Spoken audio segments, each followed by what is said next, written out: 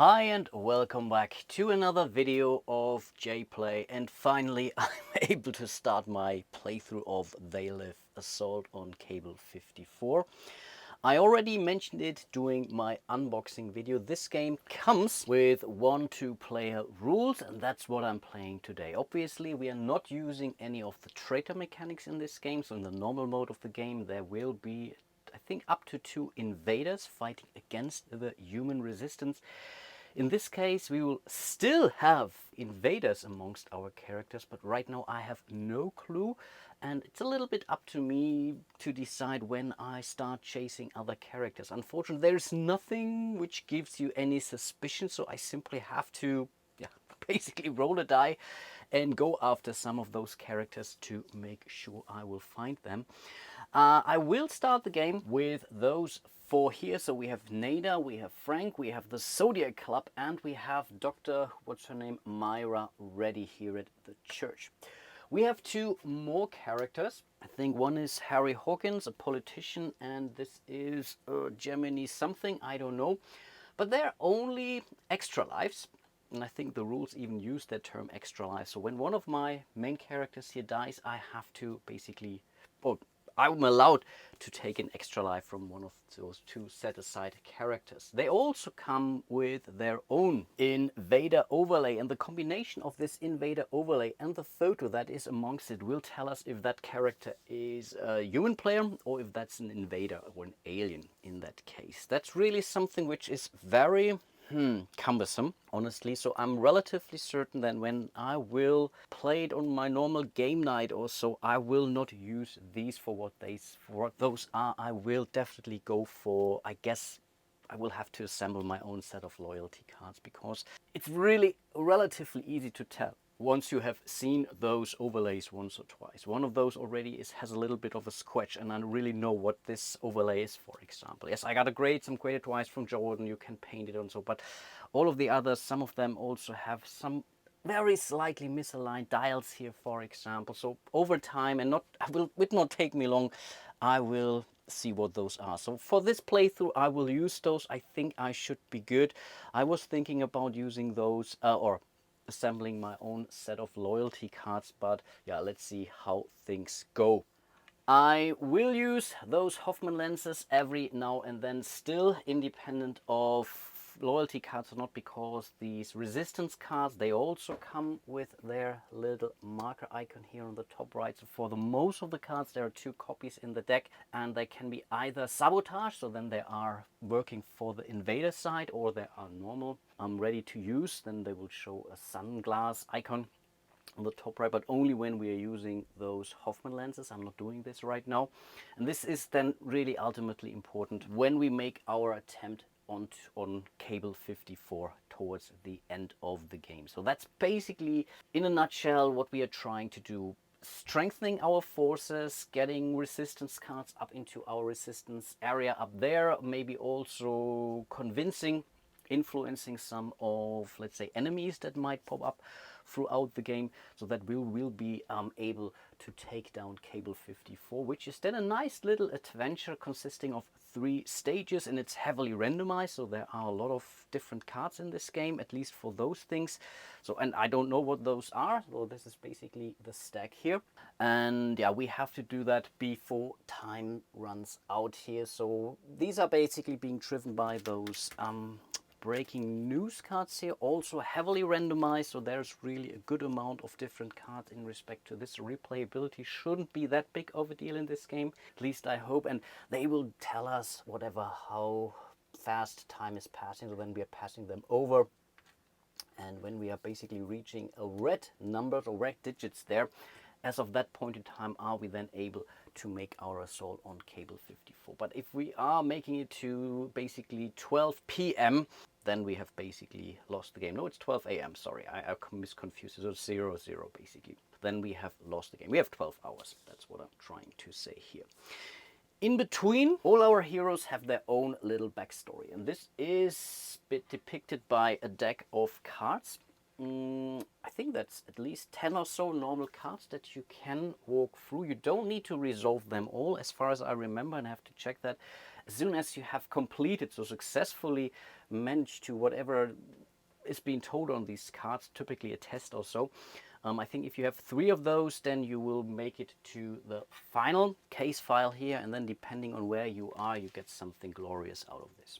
Obviously, if you are then an invader, you typically don't read the stuff. You still tell what cool item you get out of this, and then you are typically supposed at the end of the game, if you are whatever, were an invader, to read what you encountered during the end of your story. So all of those characters, and there are really a lot of characters in this game, will come with their individual case file, and I will read those to you in a second once we get started.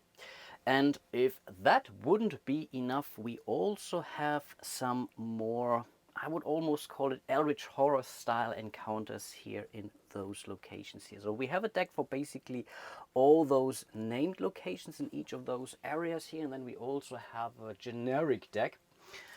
Basically when you're ending your movement on basically an unnamed location like this one here, then you can go for basically a generic encounter. This is really reminds me a lot of Eldritch Horror in that regard, and also comes with very similar problems, at least thinking about base game Eldritch Horror. We only have 8 cards for each of those areas here. So the good thing is, yes, we have basically 4 different locations on those, or 3, is it 3 or 4? I think it's 3, I suppose. Yeah, it's 3 because this is a billboard location. They work a little bit differently. So here I'm not so sure how replayable that game becomes. Also, again, very reminds me all of base game Eldritch Horror, where you cycle through a deck in the base game relatively early on, also similar to Outer Rim, for example.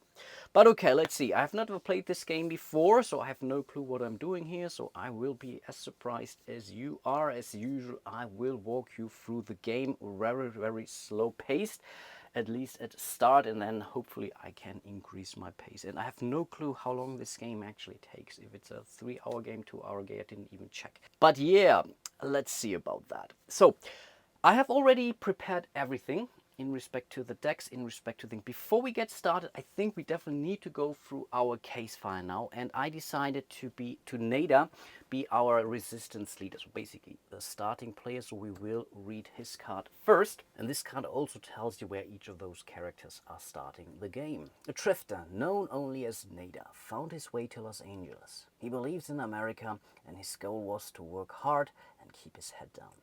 Things, however, took a turn when he stumbled across a race of skull-faced invaders that are secretly working to control humanity. Now, the drifter is determined to get the bottom of what's going on. Having just shot up a bank, he's on the run, doing what he can to stay hidden until he can find a way to take them down. He's sneaking down an alleyway when he spots a parked police car. The officers are nowhere to be seen, and he can see a useful weapon on the seat inside. Okay, here we basically have it. It's very small print. It's incredibly small, actually. I don't know, it's a 7/6 font, I don't know. But okay, they want to put a lot of text on these cards. So we are checking our, I think it's mechanic or so. I think it is somewhere it's being, I don't know, there is actually an overview for all those. It's engineering being called.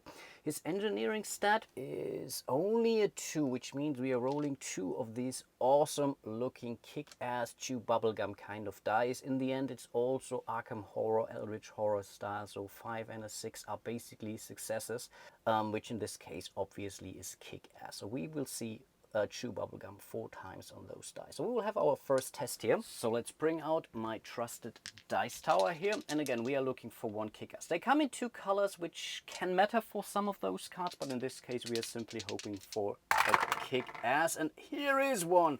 And for those tests, we really only need 1 success. Amazing start. This must be good, right? The drifter grabs a rusted iron bar from the floor and uses it to jimmy open the car door. He grabs +1 weapon, then escapes without being seen. Okay, I get to basically draw a card from the resistance deck until I find another weapon, and I already start with the rusted shotgun here. Wow, that's pretty amazing actually. And on the bottom of the game board we have 2 resistance stashes, so basically 2 places where we can park those cards. The problem is those cards are incredibly thick, especially when they are sleeved, because they also have basically this piece here that's glued on top of those cards, and that's really a problem. There is no chance that they will be put it or hold in place.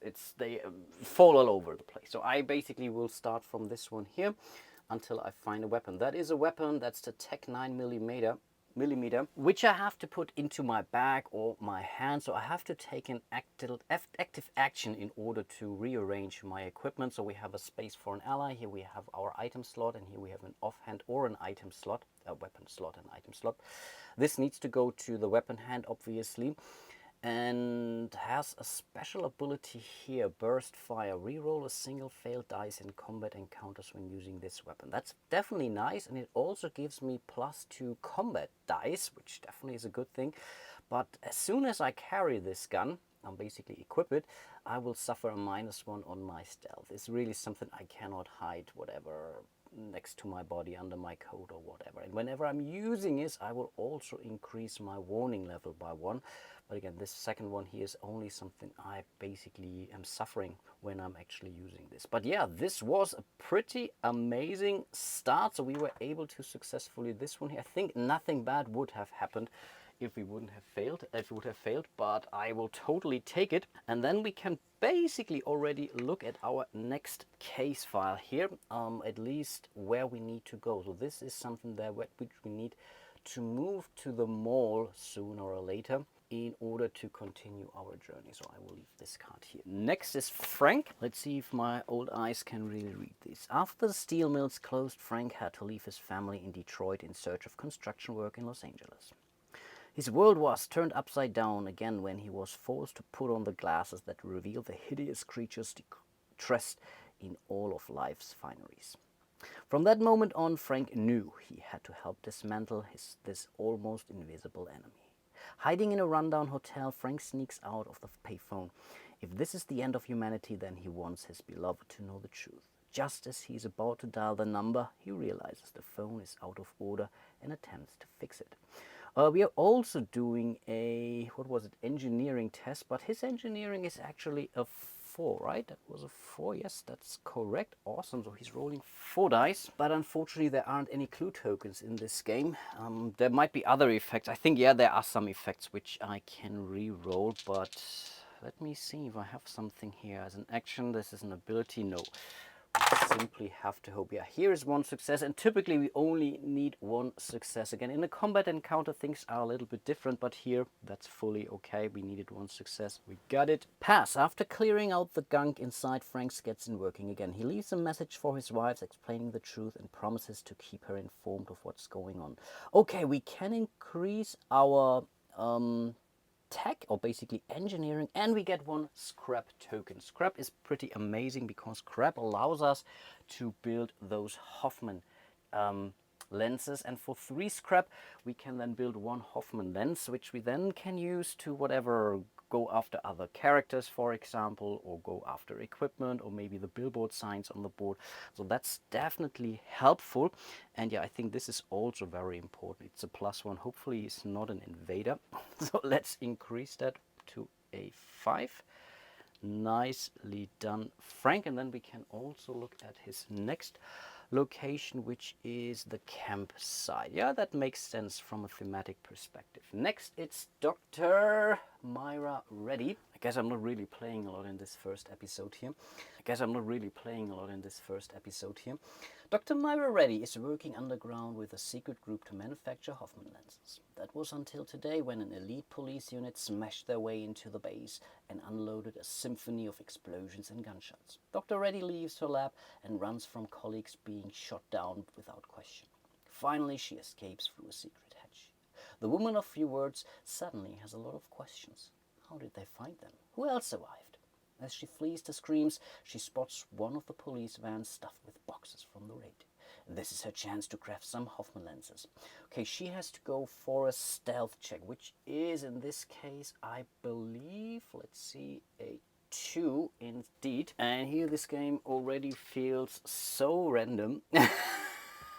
I'm really okay with that, but why is one allowed to whatever roll 4 dice and the others only roll 2 dice? I don't know what this is.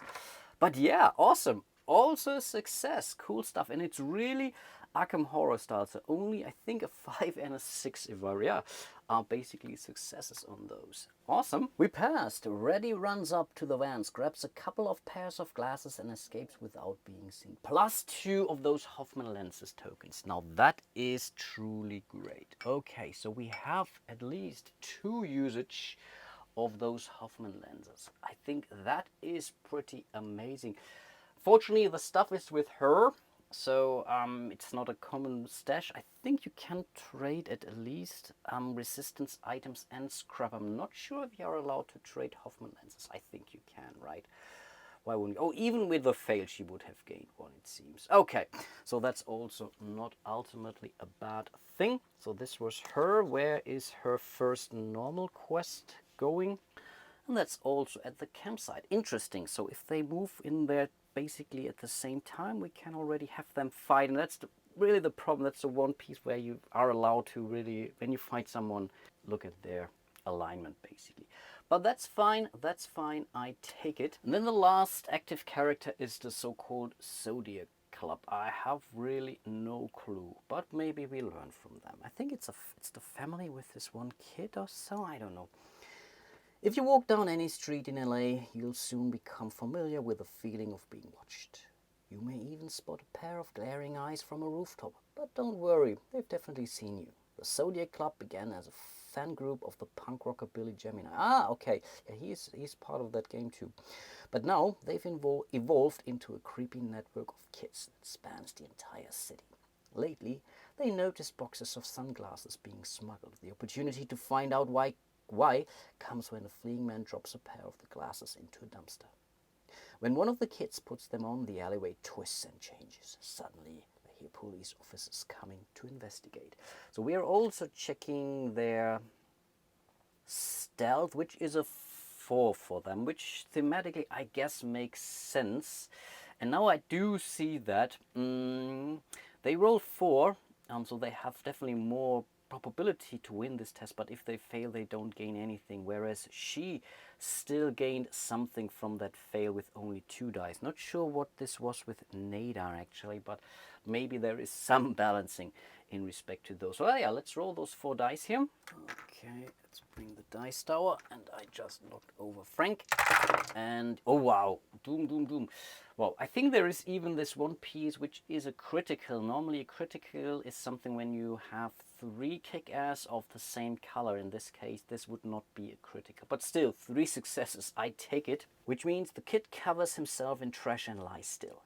The officer opens the dumpster, has a quick look, then closes it again. We also gain one of those Hoffman lenses. Okay, that's not bad at all. I like that. And their first, let's call it assignment, for their case file, is the thrift stores. I don't know, somewhere on the board. Oh yeah, all the way on the bottom, on the top of the board. Awesome, awesome, awesome, awesome. I will go through those special abilities maybe in a second when we need those. Let's really get the game going now. So this is buried. And then we can actually start playing the game, even though we already played a little bit now with those first tests. So we have an action phase where all the players will take an action, starting with the resistance leaders. I will always play counterclockwise because just of recording reasons, but that's only me. I normally do that in a clockwise fashion. Then we all do the response phase. Then we do the location phase, and last but not least, we are doing the propaganda phase, and then we are doing things all over again until the end game is being triggered one way or the other. During your action, or rather action phase, you can move 1 space for free, and then you can perform 2 actions which need to be different actions. Also very Eldritch Horror style. You can move again, which would allow you to move an additional space. You can lay low to rest, you can trade stuff, resistance card, or scrap with another player. Here it doesn't say we are allowed to trade those Hoffman tokens, lenses. Let's see. Swap your equipped resistance cards, that's the reorganized stuff. We can distract the authorities, you can play tank, moving other folks or towards your area. We can inspect to spend class tokens to either check the resistance cards that we have, which is definitely a good thing, or we can check the billboards on the streets. The problem here in this game is Some of those billboards you can unfortunately identify without using the Hoffman lenses. Not sure what happened there. We can craft to gain more scrap to discard weapons, items or allies for 1 scrap each, or we can use 3 scrap tokens to craft the class tokens. Our friend Dr. I keep forgetting her name, Reddy I believe, can do that for only 2 scrap tokens, or we can use an item ally character wherever it says action on it. Some of those you have to prepare to gain the special ability, and then we can also do a special movement which allows us to move much further from these, I think, freeway spaces here. But for every space you're moving this way, you also increase your warning level. A wanted token, or one, it's a warning level, a wanted level by 1. So Nada is our starting player. That's the cool piece about this game. You can at least get to pick the starting player at the end of each round, also very Albatross style. At least you have some choice, but you cannot completely freely decide who goes next. You always have to start from the resistance leader. And there might be effects here on the board in some of those events which may or may not affect the resistance leader. At least this was the rules. Tell me again, I have no clue. The one piece that we can think about now for him, as we don't have any enemies on the board yet, is to move Nada somewhere down to the mall. Can we actually do that? No, he's here. So from the financial district, he has to move 1, 2, and then from here he can then move 1, 2 spaces there. Can he make it to some of the other characters? I don't think he can either. So I guess I simply have to start moving then towards the direction. I think I'm not going to equip my new weapon because I'm relatively okay. Maybe let's have a quick look at his special abilities. He doesn't have special actions, he only has abilities. So he says ability, put on the damn glasses, gain 1 I think influence when attempting to persuade an enemy tile. It reverts back after the test. Suffer an additional wound if you fail. Okay, understood. So we basically gain a +1 when we are doing an enemy tile. Then start eating that trash can. If you have no weapon card equipped and roll 2 or more matching, kick ass. So matching means really 2 blue or 2 white. During a combat encounter, the opponent suffers +1 additional injury, basically. Which could be an okay thing if I want to fight other characters and don't necessarily want to kill them, because you don't need to kill basically your fellow characters just to use your Hoffman lenses. And that's now really the question. Should I maybe start putting stuff next to, maybe that's a good thing, because in order to put stuff into our resistance resources, we have to stash them first under some of those billboard tokens. The problem now really is with this Tech 9mm is I don't know which alignment it has. It could be something for the invaders, and then if I put that into the resistance resources and we have to go through our final assault and we have basically sabotaged items there, they work against us. But still, here is one of those things. That's now really tempting. That's now really tempting. And right now I have no clue where to find stuff. That's really my problem. I could simply dismantle it for a scrap token just to get me prepared for some more Hoffman lenses. But I think for my free movement, I will move from this location to this location. Nothing to see here. For my first action, I may want to consider moving in here, and then I could in fact use the railway. Then I would be able to make it to the mall with my next round. So the last thing is again the special movement, which is a different thing than the standard movement. And I guess I'm doing that, yes. So I will use it here to move here to space number 17, because I was using the freeway. I have to get my first wanted token. Again, it's wanted, wanted, wanted, wanted, wanted. It's not a warning level, but I think you get the idea. I think that's okay. That was his action phase. Over to Frank. He does have a special action here, which says, I've walked a wide line my entire life. Yeah. Remove 2 wanted tokens from each player in the resettlement area. The resettlement area is on the bottom right. Right now that's only the doctor, but there's nothing. Okay, and he must be in the resettlement area to perform this action, which makes sense. But he can do some wanted control. And his ability here, the Dirty Mother F, during a combat encounter with another player, gain a critical stealth roll on 2 matching kick-ass. I think when you do a critical roll on your stealth during a PvP, then you get to use your Hoffman Lances without even attacking that other player. And that, I think, for the solo mode here, for the co-op mode, can be pretty huge actually, because again, if you find out there are humans after all, you don't want to give them, I don't know, 3 wounds before you find that one out. So that's a pretty cool ability. Awesome. Where does he need to go to the campsite actually? And should we do something similar actually? He's not going to make it to the campsite. Oh, he is actually making it to the campsite. So he could pursue his personal story, because the campsite is right here. So can move 1, 2 spaces here. Huh. That's interesting. That is interesting actually. I think I will do that. What am I going to do with his second action now?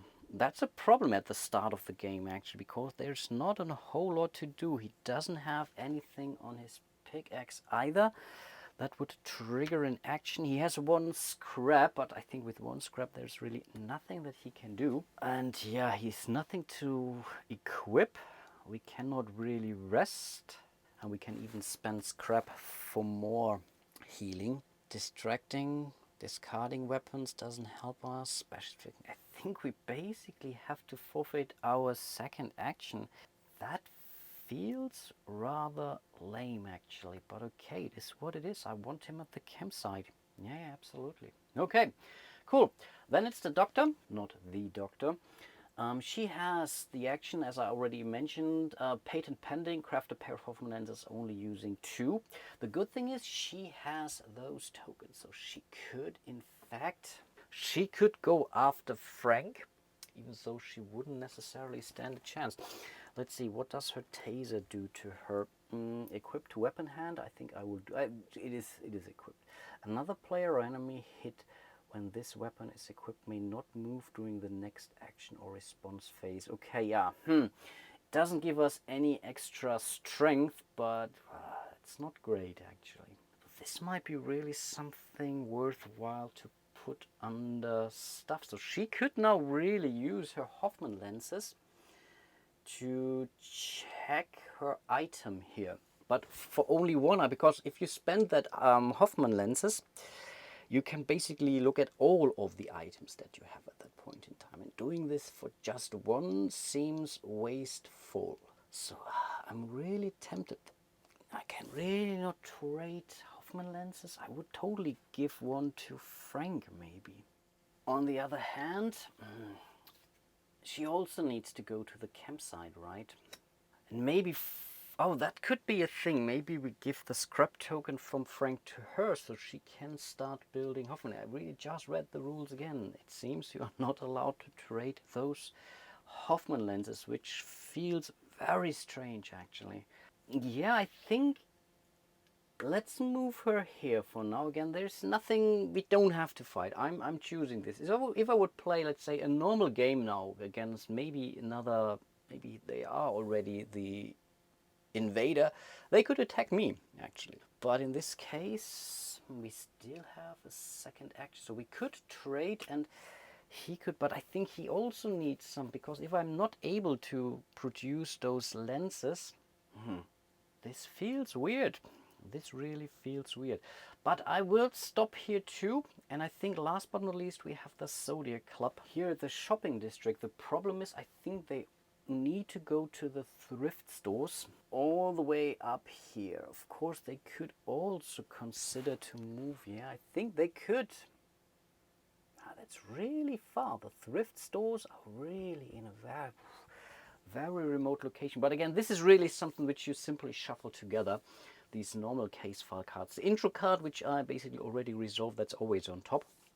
But the others are totally random in the deck. So that's why she was very lucky with having her next encounter here at the campsite too. The thing is, I really don't know this game well enough to whatever say, hey, better go to the Grand Hotel up there. You get some amazing stuff here, for example. I really don't know. I really don't know. And there's also no real worth now going after Nada without. Oh, they also do have a Hoffman Lenses token. And on top of this, they have Hot Rod with them. And I'm not actually sure, and that's a good point. I consider them that those items are already started to be equipped. Maybe they aren't, and maybe that is in fact one of the first action you are doing. Maybe I think I still had an action left for Frank and for Joe. I think I will consider this now an action to equip the pickaxe, and the same for the taser for the doctor. I think so. Yeah, I think maybe you really don't start with them equipped. But again, they have Hot Rod here, which I guess is a puck, is the English term for that. Friendly, loyal, and a great for sniffing out invaders and sabotaged items. Equipped to offhand, and when we do that, we get a +1 influence on that. And their special ability for Hot Rod is for PvP combat or checking resources only. When you would normally spend glasses instead, roll 1 dice, and if you get a white, this really needs to be a white kick-ass, then you're basically a 6, then you can proceed without spending a token. That is pretty nice. This is pretty nice. So this is so tempting now, having the Zodiac Club go after Nada.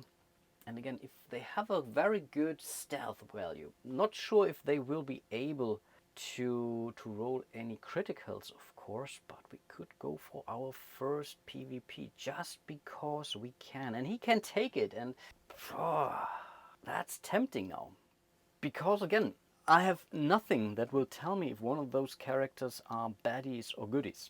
Which is why I might really start going after those. And again, he can take that. He can still rest. And right now the situation is good. The only problem is they're both on, let's say, an unnamed location. This could be maybe penalizing to some extent, not getting great rewards or so. But here I can really look after the first. I think I have to do that. So again, with their first action, or with their free movement, they will move onto this space. With their second action, or with their actually the first action, their full movement is free actually, we are equipping Hot Rod to the hot item.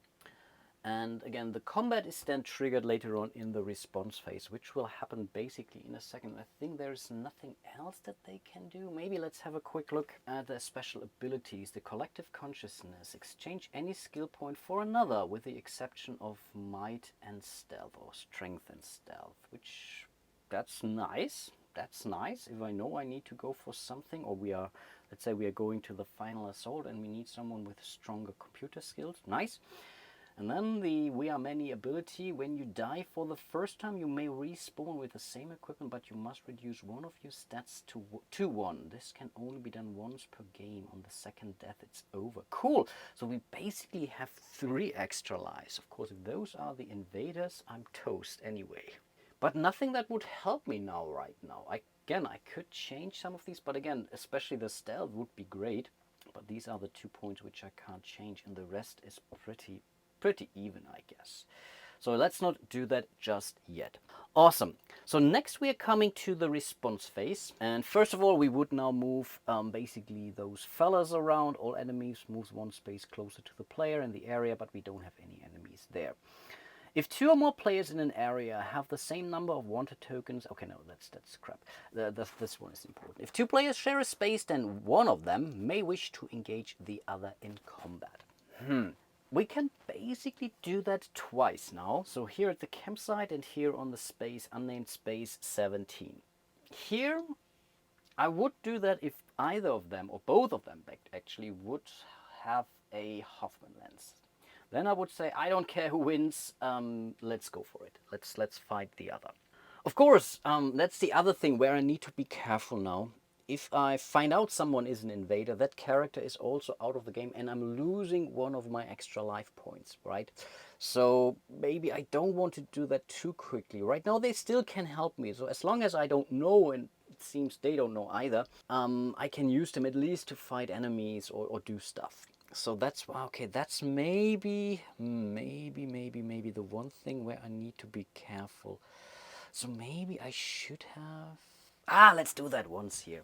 Why not? What I think they will not die anyway. At least I hope. I think I will be good. I think I will be good. And if I follow my rule, I think the rusted shotgun is not equipped with NADA right now because I assume they are still in our bag and I have to take an action to equip them first. Again, might be completely wrong, but that's how I play it now. And no, in fact, these assets can be equipped before the game starts, which again makes sense. So I don't need to use it. That's the other piece. So let's give this weapon to him anyway. If something happens, he has a weapon there. And I think then, yeah, we are triggering our first PvP. There is a nice little flowchart in the rules here, actually, which tells you how it's done. I would have preferred GMT style individual cardboard, thicker one, but this is definitely something which you can print out on your own, print it on thicker stuff, because this is really helpful and relatively complete. And in this case, I do, because again, I'm the sole player, I get to choose who is attacking who. In this case, I decide to go with a Zodiac Club. And the first thing that you do as an attacker, do you want to use a glass token? Yes, I do. And because I have trusted old Hot Rod with me, I believe this is now the time where I roll. When you would normally spend, yeah, exactly, now I would have to spend this token, but I can now roll the die, and if I roll a white kick-ass, then I basically, yeah, can save myself one of those tokens. Nice. So let's see. Okay, let's take one of those dice, and we are looking again for a 6. It's very unlikely, but at least there is a small... Are you kidding me? Awesome, we get to keep the Hoffman lenses token even. That's really nice.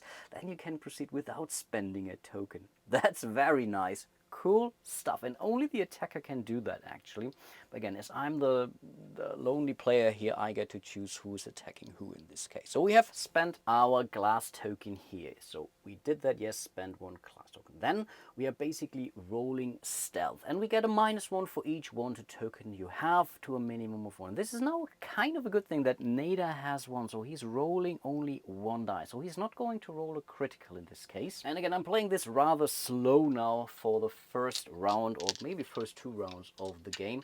So we will start with the attacker. They're rolling 4 dice because again their stealth is a 4. They're not not owning any wanted tokens, and we are hoping for 3 blues or 3 whites here in this case. And that was a total whiff. Okay, that's bad. Okay, so in fact we have to now roll for Nada. He's only rolling 1. And he rolls a kick-ass. So he basically won that roll. So we're checking this one here. Who got the most successes in the stealth roll? That was Nada, the defender, which says attacker suffers -1 combat dice. Now that is pretty bad. But it is what it is. Again, we don't need to use our weapon, which we will not do in Nada's case for sure, and they don't have a weapon. They're only rolling 1 die. I think this was a very stupid idea to do that, but I wanted to show you things to do. So attacker suffers 1 combat die, so we are turning this one over because here we do continue, and it says so continued from PvP confrontation. Roll combat, and again we have to adding any extra weapons, items, whatever allies equipped. The same for the defender. I think that's a good point. Do we still get to roll 1 die? Because here it says attacker suffers -1 combat dice. They're only rolling 1 die. That's an interesting one. That's an interesting one. I have to check that. But here it's relatively clear. The victor is the player who rolled more successes than their opponent. The loser suffers -1 dice for their combat rolls for the engagement. Yep, I think they're not rolling any die, but that is okay, I guess. So, but still, Nada is rolling 4 dice in total. So again, it was a relatively stupid idea to fight against Nada in this case. I basically was hoping for this critical roll or so, I don't know. But again, they can't die that easily anyway. So let's see, then we are rolling the 4 dice for Nada. That's only 1 hit in this case, and I think 1 hit only leads to 1 damage mark, and that's a good thing because the second damage mark against, or if you take, for every 2 you take from a PvP combat, you're also getting an injury card. That would be bad. So they have taken their first damage here, which is okay, and I was slightly incorrect. It's not for every 2. If you got 2 or more, then you would have gained an injury card. Now we continue with our workflow here. And then it says, do you still have 1 or more health remaining? That's basically true for both of them. It's yes, did you roll greater or equal combat successes than the defender? So if they would have been able to roll this 1 die and would have rolled an equal one, then yes, they could have, or they could have really used the Hoffman lens to check your opponent's card. So it was not so unlikely, actually, and the damage was relatively small in this case, but this was still not great. But yeah, that was the first PvP in this game. Relatively quick and straightforward. I'm relatively certain you will not see this workflow ever again in this playthrough, at least I hope. And then we are moving into the location phase, and that's another, let's say, not so great thing, is because they have both now, with both I mean NADA and the Zodiac Club here, engaged in a PvP, which means also very Eldritch Horror style. I think if you are still in a location with a monster, you are not doing an encounter, as far as I remember or so. But yeah, the location phase here.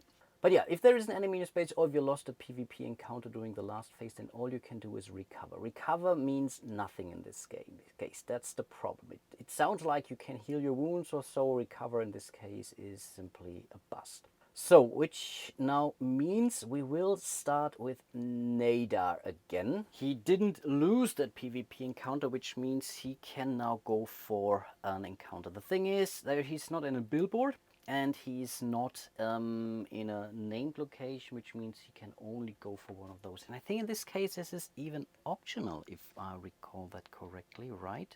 Yeah, exactly. I think it is optional. You can do one of the following, exactly. So yeah, but let's do that just for the laugh. So we're drawing one of those generic cards, and those generic cards simply have basically a top half for the locations and a bottom half for these locations. So this is basically what we are doing down here. The yellow one. 2 drunks are shouting at each other outside a bar, one accusing the other of sympathizing with them. They both clearly know about the invaders. You need to stop them before they get arrested. Just as you approach, punches start to be thrown. Okay, check combat. I think that's not too bad for him. He's still rolling 4 dice. And again, in this case, I think we only need 1 success, and these are 3. I'm really happy that he didn't roll these 3 hits basically a minute before. So we passed. You jump in and separate them. You explain that you can help direct that anger to the right places, and they agree to join you. +2 ally. Wow, you can choose one to keep, must discard the other. Now that's really great.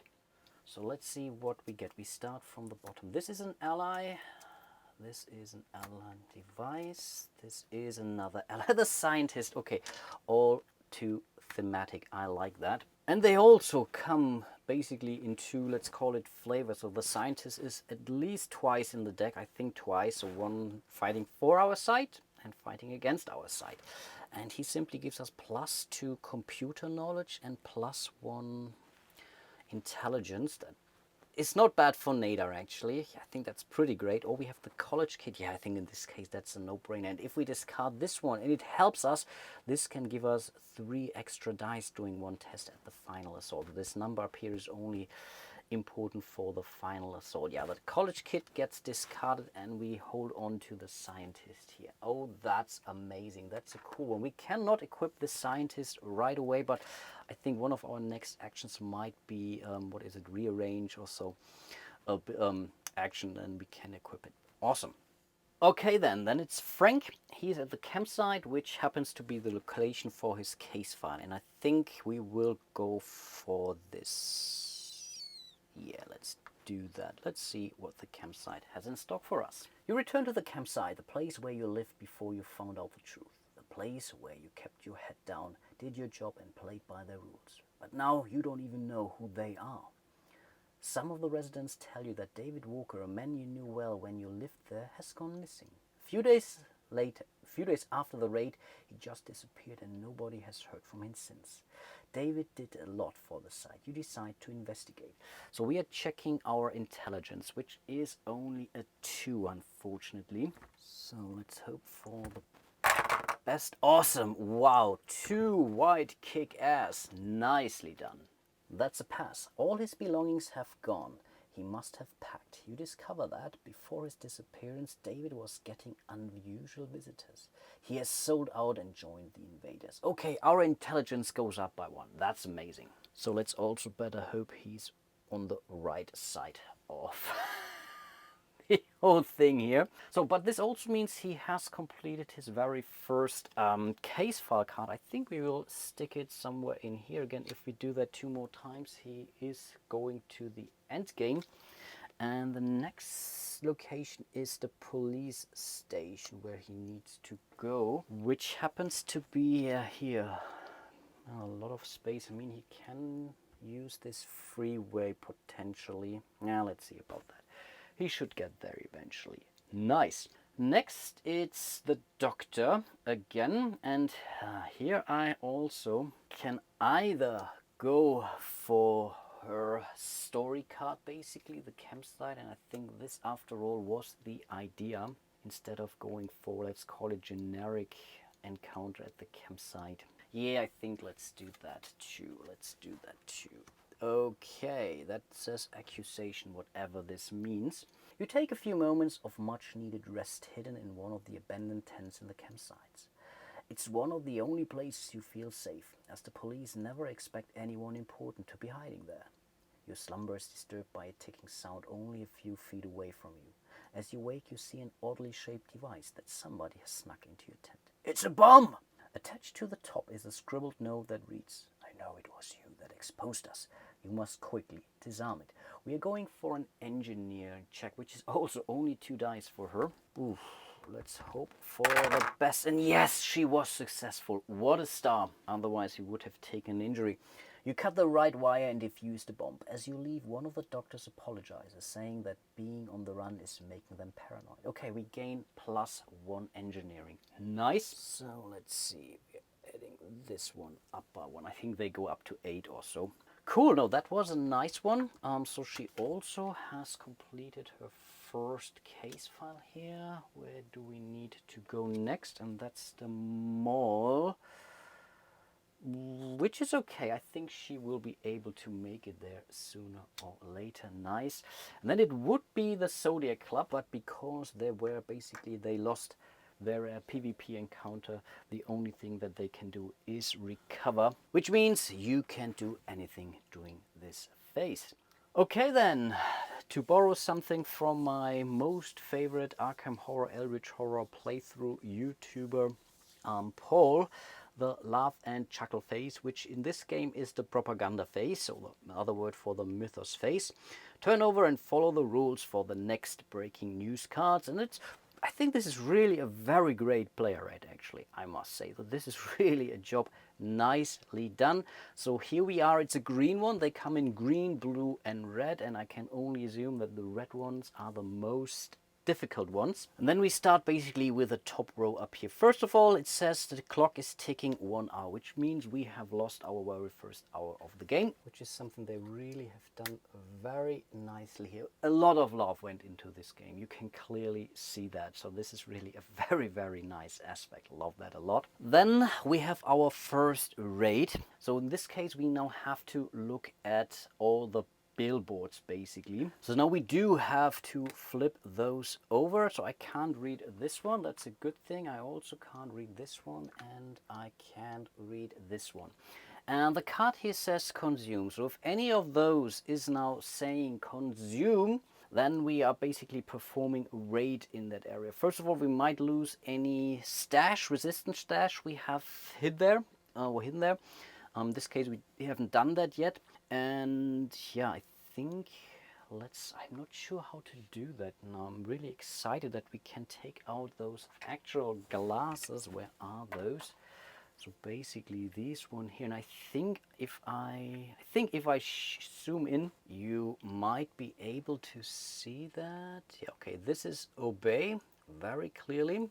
Over here we have also obey. Again, I shuffled these. There are 3 different ones in the deck. Not sure if you can see that, but here it says obey. It's not easy to read even from here, but it's there. And down here is marry and reproduce. Okay, so we are good, because otherwise all the players in those areas would have also been affected by, I think their wanted level would increase by 1 or 2, I think 2 wanted tokens actually. So if both of those would have triggered with consume, I would be in a terrible shape. Now I do know where things are. There are effects that will change the billboards, but that's not gonna happen here. So we have some information now where stuff is happening. The problem is I don't know what the next card will be, even though I know now where stuff is.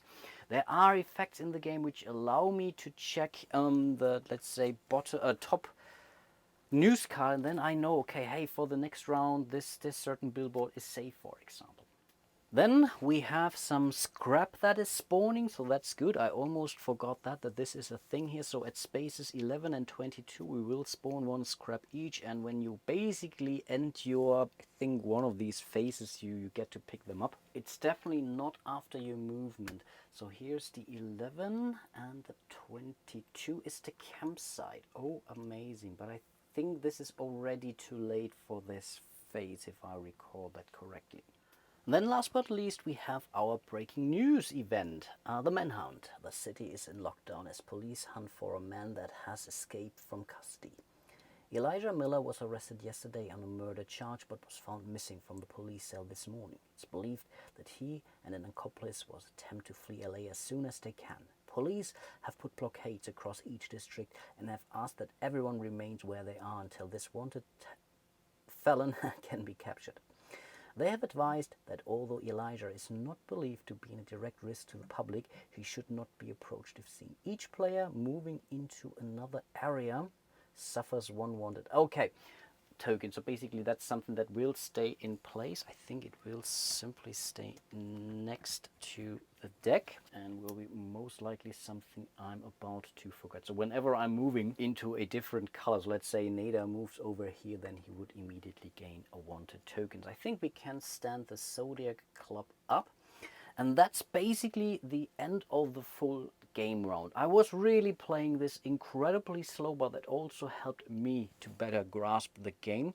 But I think as soon as you start playing, things really come together relatively nicely. And so far, I must say, I really like what I'm seeing. There's nothing groundbreaking new in this game in respect to the tests, in respect to these events, but everything really feels highly thematic. I really do that, and I do love those hidden roles in this case. You not necessarily know who is working for who. This was, I guess, kind of a stupid decision on my end to start a fight against Nader, but still I wanted to show you some stuff. And we didn't spawn any enemies yet. That's also interesting, so we can still roam around the board relatively freely, but I'm also certain that this might change sooner or later. And yeah, I think I will end it for today. I feel it was a relatively long video in the end. Before I say goodbye, a huge shout out to all of my patrons and channel members out there. Really do appreciate all your support. Incredibly helpful and kind crowd out there. So if you want to join the crowd, definitely check out my page on Patreon. Join me here on YouTube. You can donate by clicking that little thanks button down there. Like and subscribe, leave a comment, also greatly helps the channel. And yeah, with that being said, hope to see you soon in one of my other videos, and until then, bye bye.